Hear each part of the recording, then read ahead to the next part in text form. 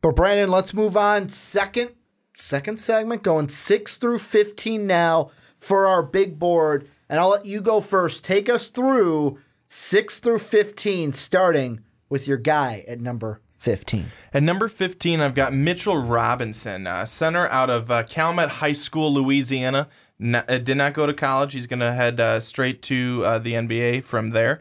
At 14, Lonnie Walker from Miami. At 13, Trevon Duval from Duke. At 12, Michael Bridges from Villanova. At 11, Kevin Knox from Kentucky. At 10, Miles Bridges from Michigan State. At 9, Robert Williams from Texas A&M. At 8, Jaren Jackson Jr. from Michigan State. At 7, Colin Sexton, Alabama. And at 6, Michael Porter Jr. from Mizzou. And I mean, we'll roll right into mine. And starting off at 15, I've got the backcourt mate that we talked about in the last segment of guard from Miami, Bruce Brown Jr. Then at number 14, the forward/center from Duke, Wendell Carter Jr. Then at 13, guard Oregon, Troy Brown. At number 12, the forward/center from Texas A&M, Robert Williams. At 11, the forward from Kentucky, Kevin Knox. Number 10, forward Michigan State, Jaren Jackson Jr. Then at number 9, guard Villanova, Michael. Is it Michael or Mikhail? Thought it was Michael. Michael Bridges. That's what we're going to go with. If we're wrong, down below in the comment section. Then at number 8, guard from Alabama, Colin Sexton. At 7, the center from Texas, Mohamed Bamba.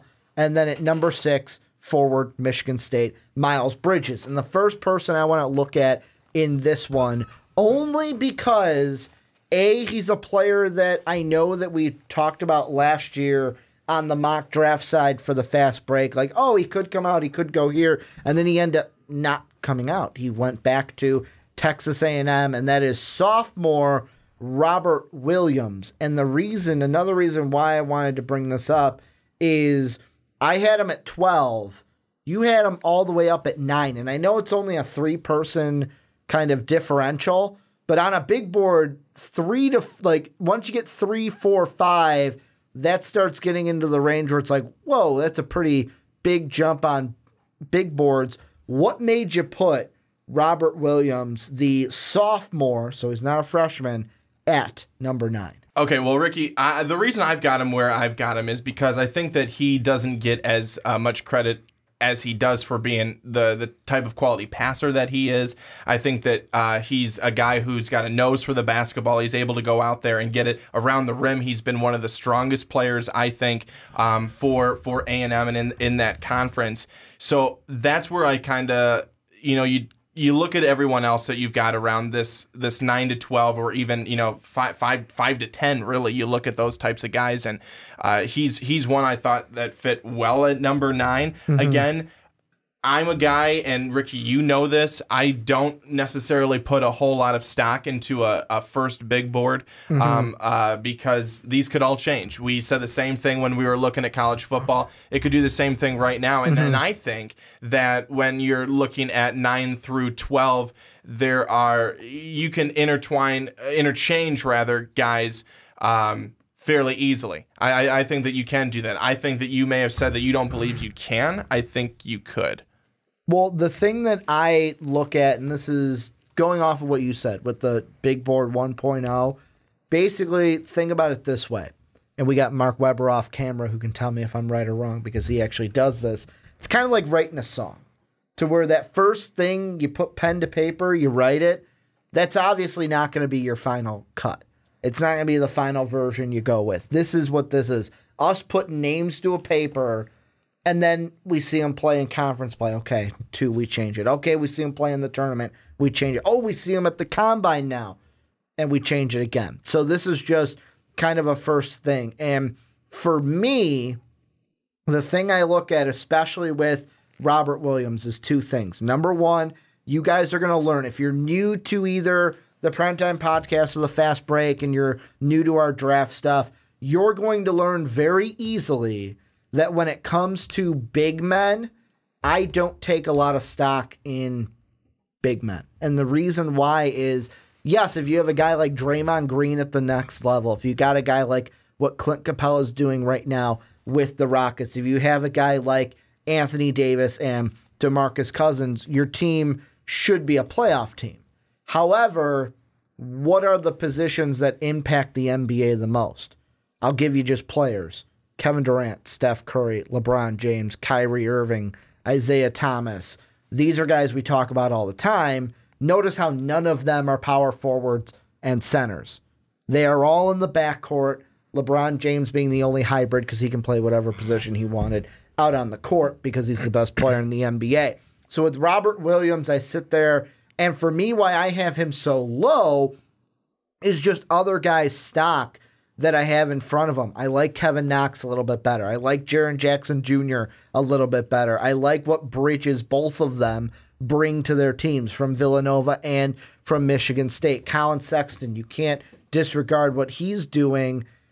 To me, there's only 3 big men in this draft that you really can't knock out of the top 10, and that's Bamba, Bagley, and Ayton. 2 in the top 5. And for me, Bamba is 7. However, that's why I have him outside the top 10. Another thing I look at, and I'm going to say up front, this is kind of an unfair comparison because you had Clint Capella, and I brought him up for a reason because when you look at, like, for example, the SI article I read about Robert Williams, they say right at the end, and I quote, "There aren't many college bigs who play above the rim, blah, blah, blah. Potential as Clint Capella style 5-man." And I look at that and it's separating in my head is still a little tough of Clint Capella right now. What we are seeing this season is not the Clint Capella that we saw his rookie year when he only played 12 games or his first full season in 2015, 2016. But the difference, and this is the flip side between that comparison, is Clint Capella was a completely different player. He came from overseas, wasn't the same type of player that you might get from Robert Williams coming out of Texas A&M. The things that I think that he can improve, though, and I mean, this goes with big men in general, is foul shooting. Like I mentioned it with Justin Jackson, 82%, cool, I'll take that. But when I'm looking at you and you shot 59% last year, where it's like, okay, I guess I'll take it from a big man, but I would like better foul numbers, especially when no one's putting hands in your face. This year he's gone down 1 attempt per game, and he's shooting over, I'm doing math in my head, over 10 percentage points worse. He's at 44% this year from the foul line. I love that you're playing at the rim, you play above the rim, you get yourself involved in plays, but I look at that and it's like, I don't care if you're shooting 58 from the field. If you get fouled, because that's also something in the NBA, if you're shooting 44 from the line or less, I'll just hack-a-shack you all day and send you to the line. Then it doesn't matter what you're shooting from the field. Well, I think that another reason. So I have him at 9, and there's people who have him higher than 9. Well, the SI one I'm looking at, they have him at 7, which is higher than 9. And I think that sometimes, and whether it's good or whether it's bad, people will place players at a spot because they know what their potential can be. And I think that could be one right here for Robert Williams. And of all the good things that Williams has done, he has taken kind of a back seat, I think, on this Texas A&M team that's been a successful Texas A&M team so far this season. And what is it that he's going to do that's going to kind of put himself out above the rest? What is going to separate him on his own team? Something that we talked about when we talked about the 2 guys from Miami, in their backcourt. What is he going to be able to do? And I think that's when that potential comes in. He's got the potential to be able to do it. We know he's got it. What we've seen, we like on the like side. What we've seen and disliked, he can change that. He's got the potential to change that, to better that, to improve there. But I think that's kind of where I put him, why I put him at number 9 on my board. The thing that hurts the most, and I'm looking at his game by game, is I'm going back to the foul shooting really quick.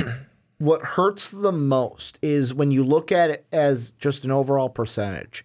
44 is not good, but then when you look at it to where it's like the most he's ever taken in a game is 7. Besides that, the most he's ever taken in a game is 4. The thing I hate is when guys, you don't get to the line a lot, but you're like 0 of 1, 0 of 1, 1 of 2, 1 of 3, 0 of 2. I hate that because then it's like, you know what? If you're going to the line a lot, you can miss a couple because you're kind of offsetting it, and we're not going to expect you to make all of them, even though in a perfect world we would. But when you're going, because like to me, I see on a stat sheet 0 of 1, and for a big man, I'm thinking, okay, what probably happened, you went up for a basket, got hit, you made the basket, but you didn't complete the 3-point play. And I look at that as possible points that you're leaving off the board. Another thing I look at just this season, yeah, he's missed 4 games this year so far. However, the first 2 he came out with against Oklahoma State and Penn State, those are games that I'll take. I'll take double-double games, 11 and 11 with points and rebounds in game 1, 21 and 10 in the second one. And the rebounds are still there. He's never had less than 7 in a game. But there was just, after that Penn State game, a huge drop-off in points where he went down to 4, 4, 4, 4. And I know that didn't hurt the team side of it, where you can kind of balance like, okay, maybe he's a guy that doesn't need the score. He can impact the game in other ways without having the ball in his hand.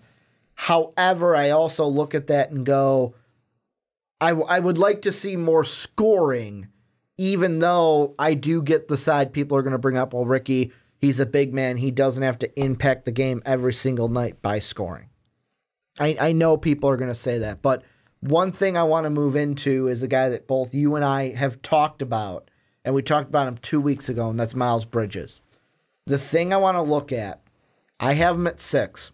I really like Miles Bridges. I love what he brings to the game. I think he could have came out last year and been a top lottery pick in the NBA draft, a solid lottery pick, or even like top lottery pick, not top 5, but in there. I have him at 6. You have him at, I'm just 10. getting it right, 10. What made you put Miles Bridges all the way down at the 10 spot on the big board? I wouldn't say having him all the way down at the 10 spot on the big board. I thought that it was right to still have him at the number 10 spot, but I do think that we've seen... I would have had a problem if you had him outside the top 10, so I'll give you have him at 10 as a if you would have had him 11 or below, we might have had a fight here on the Primetime Podcast. Well, which has happened before, but yeah, I think many that, times. I think that a discussion, not a fight. The airing of grievances. So what I think when I look at Miles Bridges is I see a player, and I said this when we talked about him, just talking about him on one of our last podcasts a couple of weeks ago, is I really like him. I like why he didn't come out last year. Kind of going through the whole thing with, his mom saying, well, you need to come out because, all the money. He's like, Mom, I'm not doing it for the money. I like college. I enjoy what I'm doing there. I'm doing it for the love of the game. But he's a gamer. But I like that. But that's literally one of the things that I have right here. That he's a gamer? A true competitor. Oh, okay. He's a true competitor. I didn't say he's a gamer, but it's the same thing. It's the same thing, synonymous. But that's true. He's a true competitor. He's a guy who works hard. He has a ton of passion for the game. He is really good. But I think that he has dropped off a little bit from last year, and that's not a knock to him. It's just, if you look at his stats, he's just a bit down. It seems in a couple of them. His free throws are phenomenal. Yeah. He's done a really good job, but I think another thing is that many are going to question the consistency of his jump shot and how well he'll be able to create plays off the dribble. Those are things that people are going to question him on. Will he be able to do that? They're going to look back at his tape and see that there's been times when he's struggled to be able to do that. And is it something that's like going to plague him? No, I don't think so. If I thought that, he'd be down outside the top 10. He would have been in our first segment. But that's why I had to put him inside the top 10, and I thought 10 was a perfect spot to be able to place him. I'll give you a hint. What stat do you think I'm going to bring up when it comes to Miles Bridges? I've already brought it up twice here on the podcast in total. I don't know. Free throws? Free throws. 90% from the field. It upped his foul shot, and he's taking virtually one less free throw per game this year than last year, but he upped his foul shooting from 68% to 90%. And I don't remember who said it, but I got to give credit to the first time that someone had brought that to my attention was in that Miles Bridges video that we did on YouTube in the comment section. Someone brought that up. So giving you credit, can't remember off the top of my head who said it, but the Miles Bridges situation is kind of a similar one in a way to our Lonnie Walker, Bruce Brown situation, except the names change from Miles Bridges to Jaren Jackson Jr., where you have Jaren Jackson Jr. who adds 10 points a game, 7 rebounds, and like we mentioned in that Miles Bridges segment from 2 weeks ago, when you add a guy like Jackson in, of course that's going to take away some stats from Miles Bridges. He's not going to put up as many numbers. However, he is averaging 1 more point per game. The rebounds is where he went down, averaging about 1 less rebound per game. The thing I love most about Bridges and why I have him so high is what you touted, the competitor. He's a guy that's going to go out there and give you everything that you want. However, and this is something I'm going to bring up only because yesterday during the Rose Bowl game, I was talking to some fans on Twitter about drafting, and mainly about Bulls drafting, because if you don't know, you're new. I'm a huge Bulls fan. That's hard and to do. It's hard to do these days. To talk about the Bulls every chance I get. And we're going back on Bulls draft, and Miles Bridges became the turn of the topic, because the question was, how high would you take him? Basically, how high would you spend a pick on Miles Bridges? And outside the top 3, anything is game, but really anything outside the top 5 is fair game for me for Miles Bridges. The only thing I don't want to say this as like a worry, but this is my Bulls fandom coming out, so I'm going to rant a little bit, well, a little soapboxy. But like the Bulls, when people bring up like, oh, Miles Bridges is the Bulls, I worry almost like the same as like Denzel Valentine. When we talked about Denzel Valentine being that senior leader and what he's going to add to a team, and we haven't really seen in the NBA what we expected Denzel Valentine to be. There's a part of me, and I get that it's the theme of the podcast, different players. You can't compare Grayson Allen to Christian Laettner because they're not the same player. You can't compare Denzel Valentine to Miles Bridges because they're different players. But there's a worry to me, especially when you've got that, hey, his jump shot might be off, because that's something that we've seen Ben Simmons in the NBA now, shooting with the wrong hand. Everyone can see it, but Ben can't see it. Or you see like Buddy Hield, where in college he was like, hey, I'm going to switch and shoot with the right hand. And then he ups his percentage. He gets drafted really high. Wooden Award winner, put some respect on that name. But also with bringing it back to Bridges, that's the thing. That's the only worry I have is, and again, it's bringing out that Bull side of it, because I was talking Bridges to Bulls draft. But like, if he can't get that jumper solidified, is the being a competitor and having that fire, is that A, going to be enough, and B, will it translate? Well, not will it translate at the next level, but will we be expecting too much from Miles Bridges and basically hyping him up is what I'm trying to get across and trying to say. Well, here's one of the things is that you could look at it in a reverse sense is, okay, everyone was so excited for him to go last year. Okay, he's going to go, he's going to go, he's going to go. He doesn't go. And then everyone's fallen off on him. Now everyone's fallen off. Less. Now everyone's fallen off on him. Okay. You know, in a sense. And you know, when we say everyone, not we clearly like don't mean everyone. Yeah. And you know, you don't say that you've fallen off on him. No, But I haven't. But people aren't touting him as much because they're touting guys like Bagley and other guys. Because they're new on the scene and it's the new shiny object that we all, go towards. But maybe that's good for Bridges. Yeah. You could look at that as a really good thing. People looked at last year, oh, he's going to go out, come out and he's going to go to the NBA. That's great. Perfect. But he stays. And I think that surprised a lot of people. And now that he stays and he is to some an afterthought, in a certain sense, maybe this is good for him. And he comes out and he shows people, hey guys, I'm good. I'm good. You were going to probably overhype on me last year. Now you've underhyped it, and here I am. Well, it kind of reminds me, I don't remember where I heard this, and I don't remember if I heard this about NBA or NFL mock drafts or just draftees in general, but the point is, it's when you go back, whether you're a junior in football going back for your senior year or you're a freshman going back for your sophomore year in college basketball, basically what you are doing is you are giving scouts, you are giving NBA teams more footage to potentially, if you're one of those players that is overhyped, to potentially find holes in your game, find weaknesses in your game that they didn't see the first time around. You're basically giving them a bigger sample size of games to see, where teams that were really high on you last year might go, you know what, let's think about it, because I noticed this time around that I didn't notice the first go around.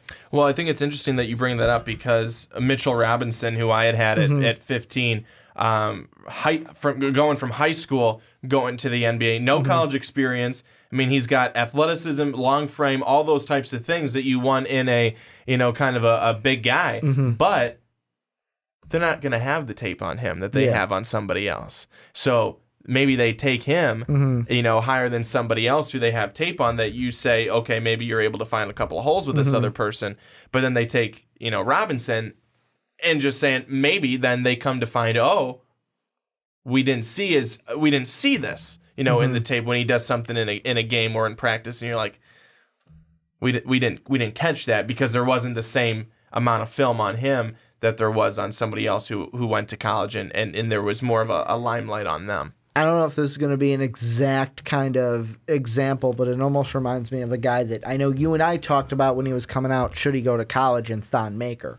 Oh, yeah. It was, we don't have the most tape on him. Obviously, there were some tape on him, but there wasn't as much tape if he did say, hey, I'm going to go to Kansas for a year and play college basketball. But the last guy I kind of want to look at is, and if you're on YouTube, this is going to be a tease for tomorrow's video, because this is kind of going to be a part A, part B conversation. We're going to focus part A here because Colin Sexton, both you and I had him. You have him at 7, I have him at 8. The second part of this will be tomorrow's video. If you're on Blog Talk Radio, it'll go right into it, of Trae Young, who is in our top 5 for both you and I. I want to ask you just straight up, what made you put Colin Sexton number 7 on your big board right behind Michael Porter Jr.? Well, I like what Sexton's doing and what he's done with Alabama. I think that Trae Young is ahead of him because for one simple fact, and it's that, Ricky, when we talked before, Trae Young has not slowed down. No, he has not slowed down. 39 points against TCU in the last game. He hasn't showed actually any signs of slowing down. He continues on this torrid pace, and I like what he's doing, and that's why I put Sexton second.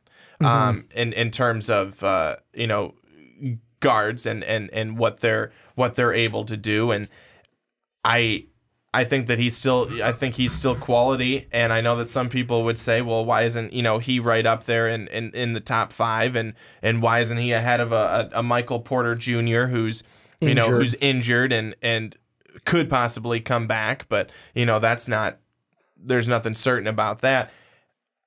I think 7 is a good spot right now for Sexton, because it still puts him up well inside the top 10 and at a spot that I think is good for him based on what he's done and the skills that he's able to bring. And he's a guy who's a really good ball handler. He has a really good, I think, a self-awareness of plays that need to be made on the court and where he's at. Good vision on the floor. He's got impressive bursts, and he knows how to draw a foul. That's what this kid has been able to do very, very effectively. He is able to get more points for his team by being aggressive. It's something that I've harped on all podcasts tonight. That is one of the biggest things with him, and a lot of these guys that we've said today, just their aggressiveness. That when they go to the basket, they're looking for a lot more than just 2 points. They're trying to get their 2 points and a foul and one. So I think that's another great thing out of Colin Sexton, that if that translates over to the NBA, as the Sports Illustrated article says, to quote that, the outlook should be sunny. Well, and the thing that I'm looking at right now is when it comes between, because this is kind of our pseudo Trae Young versus Colin Sexton argument.